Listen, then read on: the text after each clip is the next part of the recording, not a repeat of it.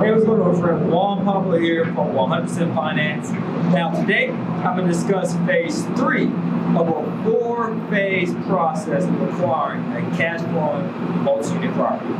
Phase 3 is all about the due diligence, right? And our 4-step process. Find the money, find the deal, perform due diligence, and close. We're going to focus on how Covid-19 has an impact on the real estate market. Take a listen.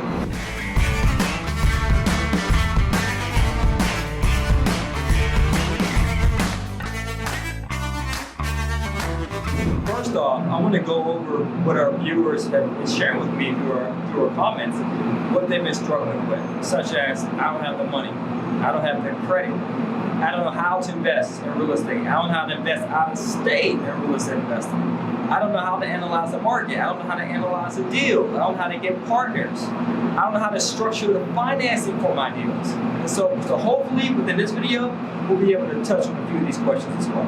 First off, here's some questions or comments that many of our viewers, just like yourself, have posed to us in regard to what they're struggling with. First thing, let's read from here. I don't have enough capital or credit. There's no affordable and safe multi-unit properties in my backyard. No real estate agent will work with me. I don't know what makes a deal a deal. I tried rental units, wholesaling and flipping, but lost, got burned out, etc. I can't get any financing without a personal guarantee. I'm clueless and a little scared of investing out of state. Makes sense. I don't know how to get started, especially in these times. We're talking about uncertain times, COVID-19. And last, I don't have enough time to do real estate. Okay, great. So these are really great questions and concerns. I appreciate you sharing these things with me, right? Because I definitely want to work with you to help you resolve many of these things that you're struggling with. So the first thing you mentioned is you don't have the capital. Well, that's perfectly fine. Starting out, I didn't have the capital either. Most of our clients don't have the capital starting out. So that's why we do phase 1, which is find the money.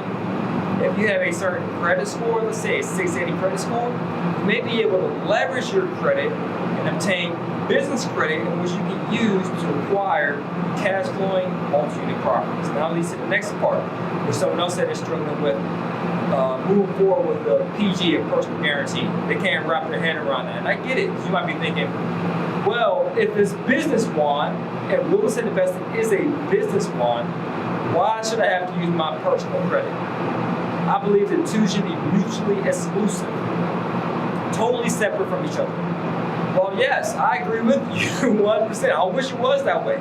But banks think otherwise. This is how lenders think. They think, well, this person's brand spanking new and getting started in business or real estate.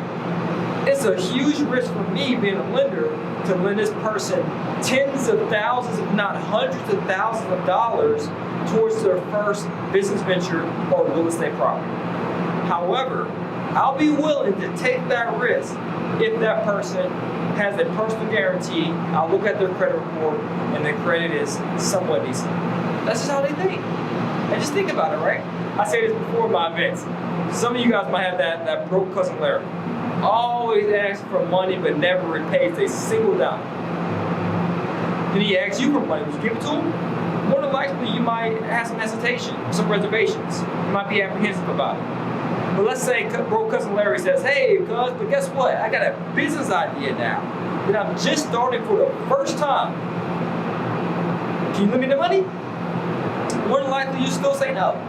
Because you know that person's track record, their reputation as a borrower, which is predicated or showcased by that person's credit score, right? Because your credit is a numerical representation of your creditworthiness as a borrower. So banks think the same way. I'm not saying that that's fair. I'm not saying that that's always the case, but the lenders that I've worked with, I work with a lot of lenders, that's how they typically think. And then once you start gaining experience, you have the assets to prove your experience, then you can move forward with getting corporate credit, getting commercial mortgages without a personal guarantee. So I get that as well. And the other thing I see here as well is that you mentioned that there's no multi-unit properties in your market. Hey, there were plenty of multi-units in my market. I live in New York City. The downside, way too expensive. I bought a duplex for $350,000. I only acquired it using the FHA because in the FHA mortgage, I only had to put 3.5% down. Now, when I wanted to buy another duplex in the same market as an investment mortgage, I couldn't put down 3.5%. I had to put down 20%. So that's $70,000, which I didn't have. I wasn't even making $70,000 a year. So I was forced, in a good way, to explore other markets that are more profitable, with high returns, especially markets that have safe areas. Okay, so that's what I specialize in. And let's see what else. I can't qualify for a mortgage. Well, there's always a low-down mortgage option. Well, I can't qualify for mortgage because of credit. Well, there's always improving your credit. It's just happening as a mindset of an entrepreneur, right? If you come across a constraint, a roadblock, you go above, around, and beneath it, or you go through it. You just don't take no for an answer. You keep trying, keep going at it. You persist until you succeed. All right, and last thing, there's no point in investing in real estate due to these uncertain times. So I know it was a long intro. Some of you guys are like, hey, get straight to the point. I hate when you do these 10 just one, but I had to share it. I'm on my soapbox. It just is what it is.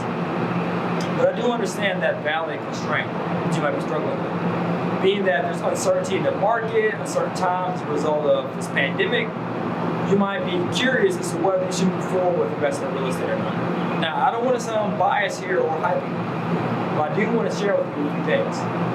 During this pandemic, I did have 2 deals on the contract. Now, while I have them on the contract, there was a standstill as a result of the states being shut down, which is completely understandable. So just put on pause, on hold. But that took a matter of, 60 days or so until the market started opening back up.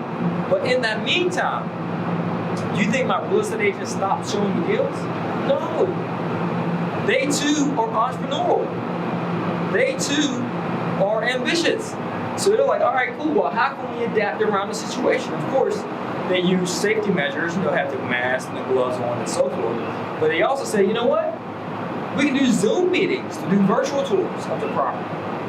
And property inspectors, as well as appraisal companies, can do drive-by inspections and appraisals. You know what? Let's see how we can be innovative during these uncertain times.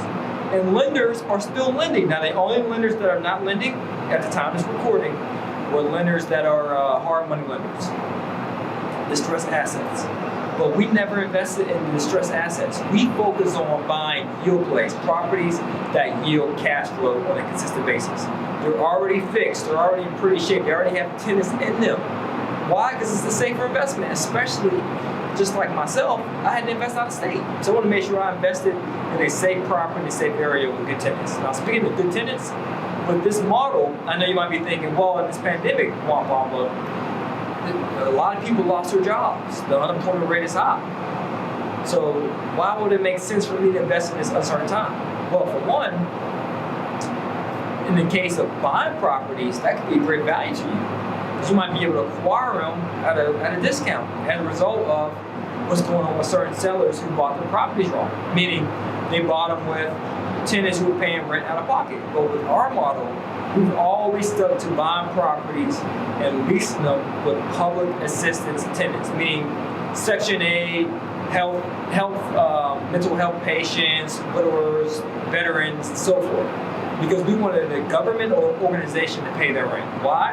Because it's safe, it's secure, we get that payment on the first every single month, and it's easy to request credit line increases. Why?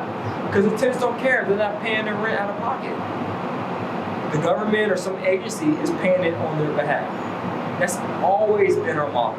Because when you acquire a lot of multi-unit properties, you or your property management team don't want to be spending their time chasing down tenants for rent.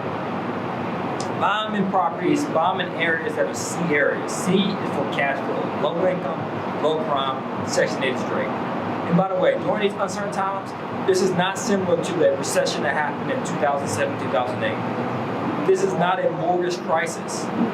Okay, when you had subprime lending where you have variable mortgage rates going astronomically through the roof that people couldn't pay, there's a lot of foreclosures happening. That is not the case.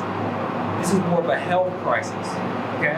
And by the way, even though there might be high unemployment at the time of this recording, there's still more people with jobs than without jobs. So just focus on that. It's more so just abundance mindset. As I recall, in the last recession, Panera Bread, for example, was considering reducing their prices and offering lower quality products to their customers. And then the CEO had an idea and said, hold on, only a minority are unemployed. And you know what? We don't focus on that minority. We focus on the majority. So let's add more quality, better quality food at a higher price. And it actually boomed during that recession in 2008. So you might want to think about that as well. During this time, there's a lot of people who still have jobs. And those people who have jobs are still having Section 8 pay their rent. So why not focus on acquiring properties at a discount from property owners who bought them wrong? You acquire them and put a Section 8 tenants in there. It's as simple as that. So that's the reason why I wanted to create this video for you. Just be safe for one, right? Hopefully you and your family are well. I pray you prosper and be in good health even as your soul prospers. Let's have that mindset of adaptability. As a business owner, myself, a real estate investor, you have to pivot. You just can't get too comfortable. You just can't get comfortable with being comfortable. You have to be comfortable with being uncomfortable. Meaning, all right, things are happening in the market, it's time to switch up the strategy. I see it happen all the time, where flippers will say, oh snap, this happened in the market, so maybe we should focus right now on raising capital. Or maybe we should focus right now on buying properties. Or maybe we should focus right now on liquidating our portfolio. Or maybe we should focus right now on wholesaling, using a different strategy. You gotta be adaptable. You gotta pay attention to the times, all right? So just want to share that video that encourages you. We're still closing properties for the clients. They're still doing deals out of state. No worries, we're helping them where the financing is concerned and finding the property is concerned with their multi-unit properties. Because that's what we do. We help you finance as well as find the multi-unit deal. Cash flowing deal, yield play, safe investment, cash flowing, day one of closing. All right, guys, there you have it. I'm Juan Pablo. As always, this is to your success. Continue to earn passively, live passionately. Peace.